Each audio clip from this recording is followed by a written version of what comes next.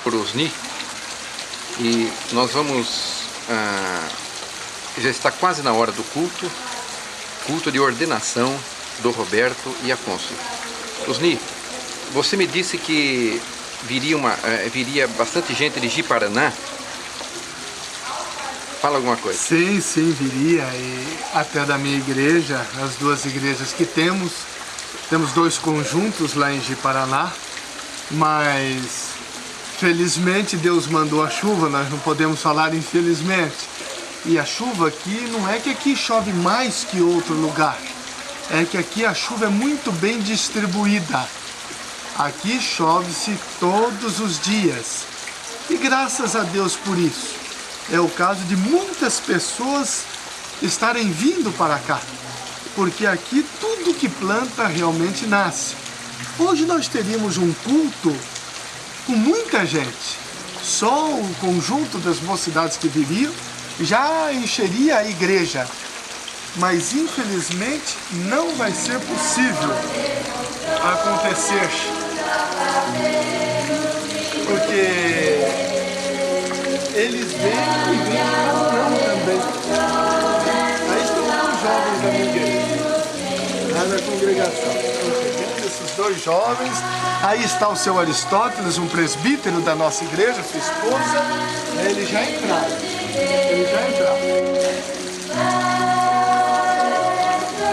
Pessoal, da onde que é isso aí? Agora vem vindo o pessoal de trás. Sei. Da onde que são esses aí? De Nova Brasília, da congregação que vai ser passada na igreja. Com chuva e tudo. Com chuva e tudo estão vindo, né? Só o pessoal que vem de caminhão que possivelmente não virá.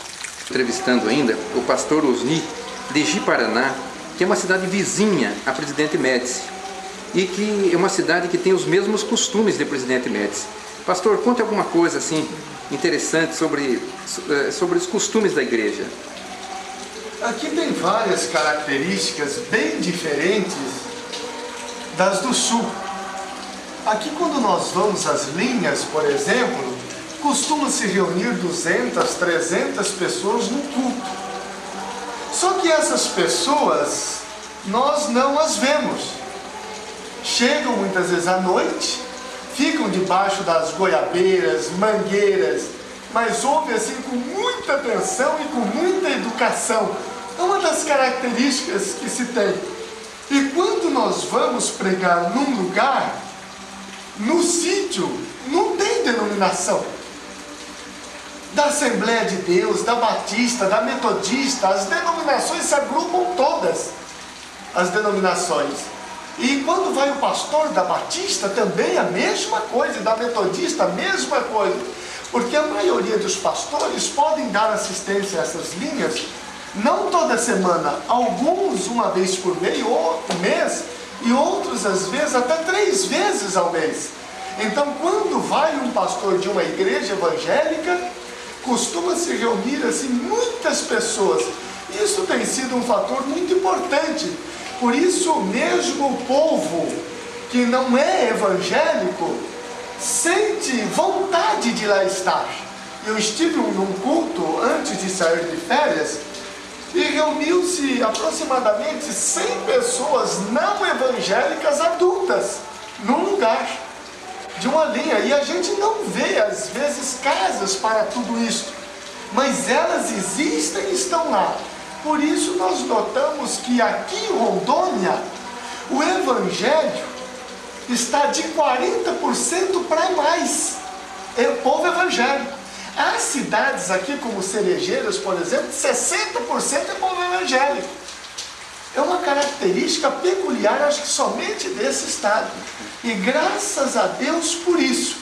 Graças a Deus que nós estamos em todos os pontos do estado, em todos os municípios, há uma representação da igreja presbiteriana, que nós estamos motivando. As que não possuem, este ano possuirão. Por isso nós estamos orando a Deus e pedindo às igrejas que orem por nós, para que não percamos de vista este sentido missionário que nós temos que ter em nossa igreja. E temos a consciência que Deus está olhando para esse presbitério, porque recebemos 5 pastores e organizamos 4 igrejas só neste ano. Então para nós é um número assim muito importante.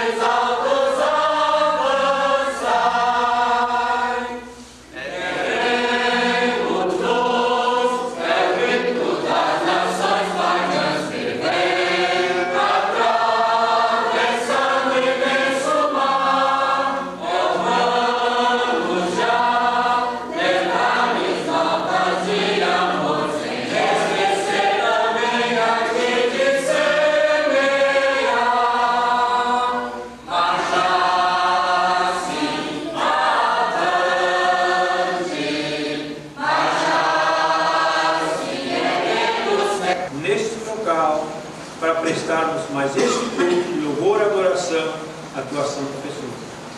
Muito obrigado, Deus, por tudo quanto tens feito e tem por nós, pelas muitas bênçãos, pelo teu amor, pelo teu cuidado para conosco. Muito obrigado, Deus, por todos quantos até aqui vieram. Que tu possas, ó Deus, despertar a todos nós. Tu possas colocar em nós esse sentimento de que, na verdade, fomos comprados pelo precioso sangue de Cristo para representarmos a tua igreja aqui na face desta terra, para que, ó Deus, como soldados teus, possamos marchar elevando bem alto o estandarte de Cristo, que o nosso coração, ó Deus, possa pulsar forte por tua santa e bendita vontade, e que em nossas vidas se cumpra na íntegra o teu bendito querer. Desperte-nos, ó Deus, mais e mais, que o teu Santo Espírito possa falar aos nossos corações, que possa nos impulsionar para que, na verdade, te servamos. Prepara-nos, ó Deus, para o culto desta noite, para que possa ser grandemente abençoado todos quanto até aqui chegaram, e que o culto... Podemos assentar, irmãos? Nós vamos ainda louvar o nome do Senhor com uma saudação ao nome do Senhor Jesus nesta noite, porque Ele foi quem vocacionou, quem chamou os nossos irmãos. Hino número 52.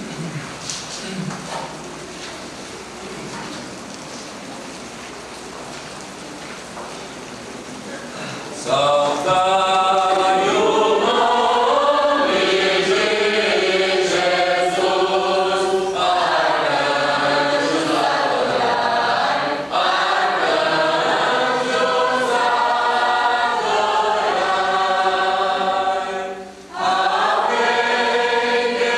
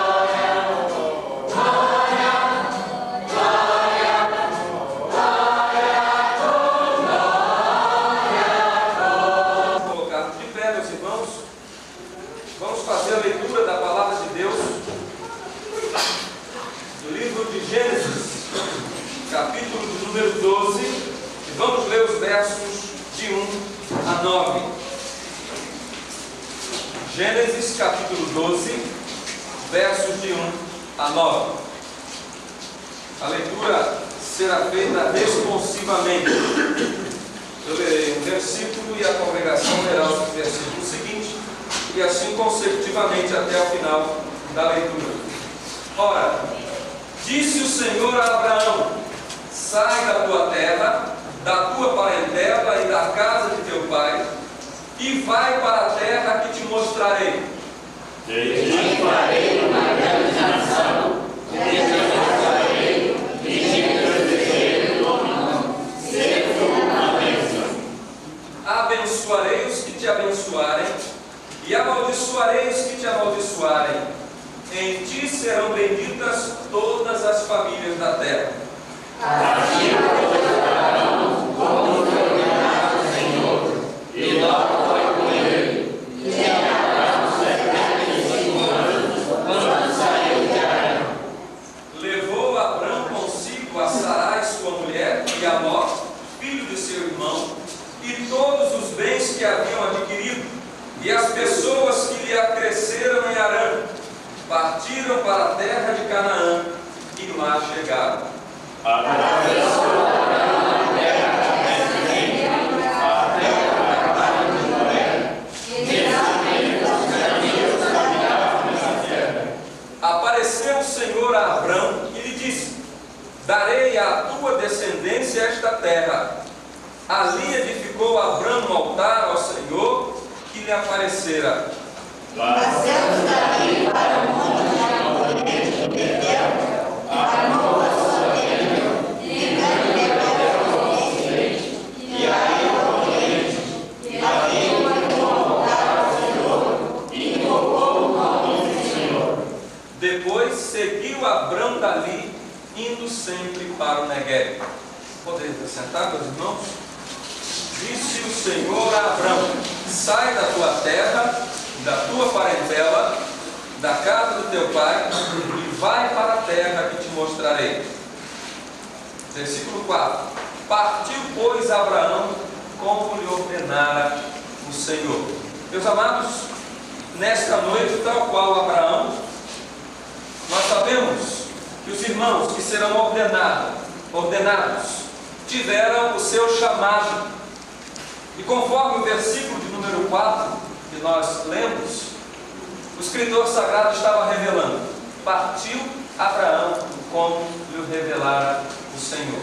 E louvamos ao Senhor, porque assim como tocou os corações de Afonso e de Roberto, aqui estão os irmãos, deixando a sua terra, a sua parentela, e vindo para este lugar para o qual o Senhor ordenara a que viesse. Louvamos a Deus por esta experiência, não só do servo do passado, mas do presente. Temos servos que estão ouvindo o chamado do Senhor e obedecendo a sua ordem também.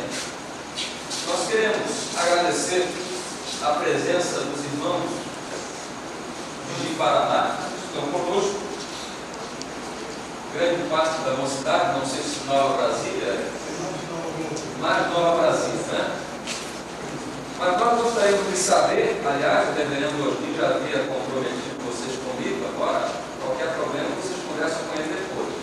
Mas nós gostaríamos de abrir uma oportunidade para os irmãos que estão nos visitando, se porventura há quórum suficiente para que o conjunto possa cantar ou o grupo possa apresentar um hino de louvor e exaltação ao nosso Deus. Se houver a possibilidade, o momento é oportuno.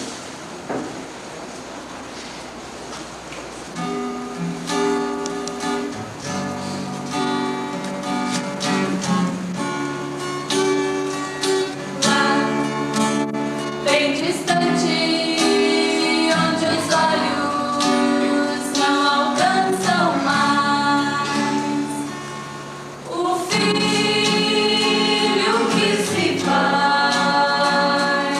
não vê.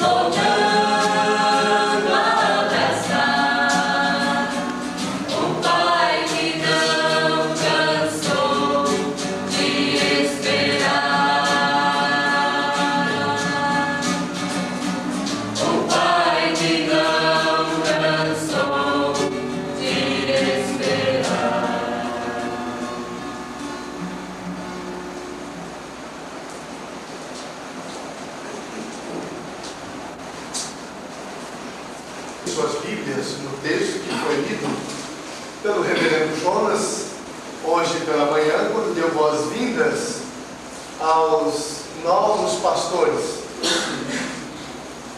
tanto aos que vão ser ordenados, como aqueles que vieram de outro presbitério. Em Atos, capítulo 20, versículo 24. Atos, capítulo 20, versículo 24.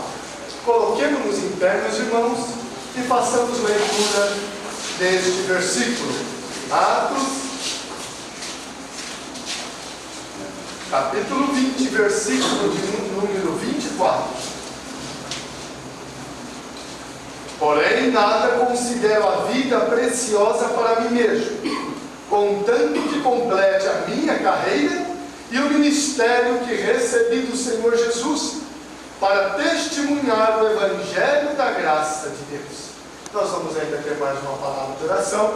Convido o nosso irmão presbítero, o seu Aristóteles, para que nos conduza a Deus nesta oração.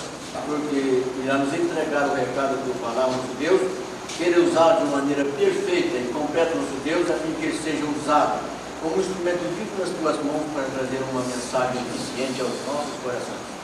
Nosso Deus seja com todas as pessoas presentes, que receba e usa daquilo que receberam nosso Deus para o seu bem espiritual.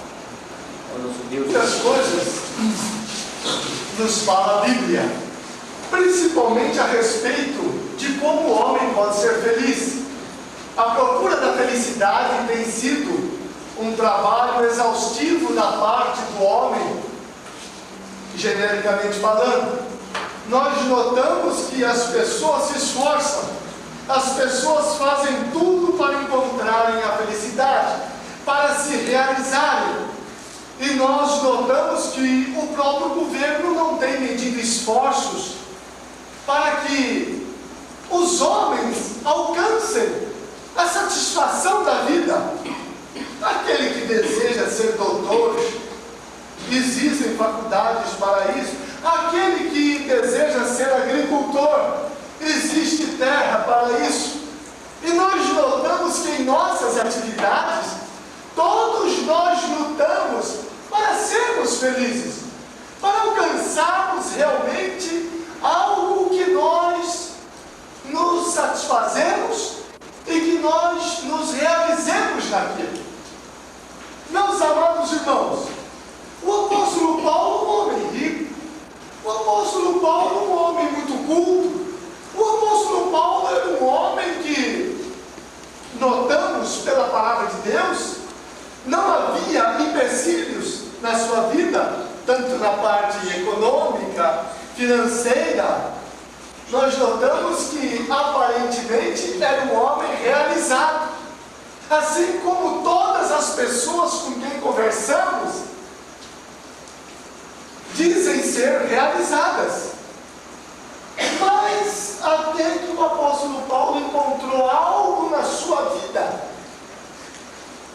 Quando olhamos para este versículo, nós vemos o apóstolo Paulo falando que faltava o principal na sua vida, para que a sua vida fosse preciosa. O apóstolo Paulo, em Mileto, fala aos presbíteros da igreja de Éfeso, ele faz aquela reunião toda no sentido de mostrar, através do seu exemplo, a verdadeira preciosidade da vida. A preciosidade da vida. Uma vida preciosa. Uma vida cheia de esperança, de paz, de amor, de felicidade, de contentamento, não em detrimento às circunstâncias exteriores, mas aquela felicidade que advém de um coração voltado para a pessoa de Deus. Meus amados irmãos, quando olhamos para esse texto, nós vemos que o apóstolo Paulo convoca a todos nós para que alcancemos também essa preciosidade de vida que está ao alcance de todos aqueles que fazem a vontade do Senhor. Portanto, a preciosidade da vida, acima de tudo, é para aqueles que fazem a vontade do Senhor. E o apóstolo Paulo diz aqui: eu não tenho a vida preciosa para mim mesmo. A vida para mim não tem sentido nenhum.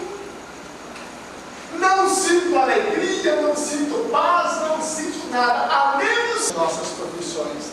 Mas na nossa profissão encontremos a vontade de Deus, que é de glorificarmos o nome do Senhor. Qual o fim principal do homem? Gozá-lo, bendizê-lo, honrá-lo e gozá-lo para sempre, né? Diz-nos a Constituição. E só poderemos fazer através do nosso testemunho. Como nos diz Mateus capítulo 5, versículo 16. Né? Assim brilhe também a vossa luz diante de Deus e diante dos homens, para que vejam as vossas boas obras e glorifiquem ao vosso Pai que está nos céus. Os três sãos Cristo Deus em pé, na luta do bem, perderá vossa fé, seguindo a armadura, já Cristo exaltai, a sombra da cruz, corajosos lutai, sempre fiéis, sempre fiéis, sempre fiéis, e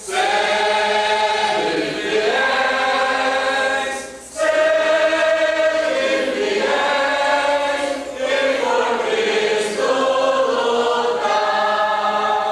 lutai. Jesus nos remiu, afastado do temor, confiante em seguir, vosso bom Salvador. Na causa de Cristo, temor demonstrai, a sombra da cruz, corajosos lutai. Examinar a tese, também examinar a vocação dos irmãos já bacharéis em teologia, nossos irmãos Afonso Torres e o nosso irmão Roberto Oliveira, Pontes Oliveira. E após examiná-los, com vistas à ordenação e instalação, a executiva achou-os aptos a que isto pudesse acontecer. E é com muita alegria que, como presidente do presbitério, nós estamos à frente deste ato tão solene, onde duas vidas estarão se consagrando ao Senhor, recebendo a imposição de mãos do presbitério, conforme a palavra de Deus orienta que assim seja, para que desta forma, publicamente, os irmãos sejam investidos de autoridade como ministros do Evangelho do Senhor Jesus. Não que o presbitério em si esteja atribuindo-lhes esta função, mas, sobretudo, sabemos que o Senhor mesmo os chamou para que assim pudéssemos, em obediência à sua palavra, cumprindo o ritual da Igreja do Senhor Jesus como corpo de Cristo, para que tal fato se realizasse nesta ocasião, neste tempo, neste dia e nesta hora.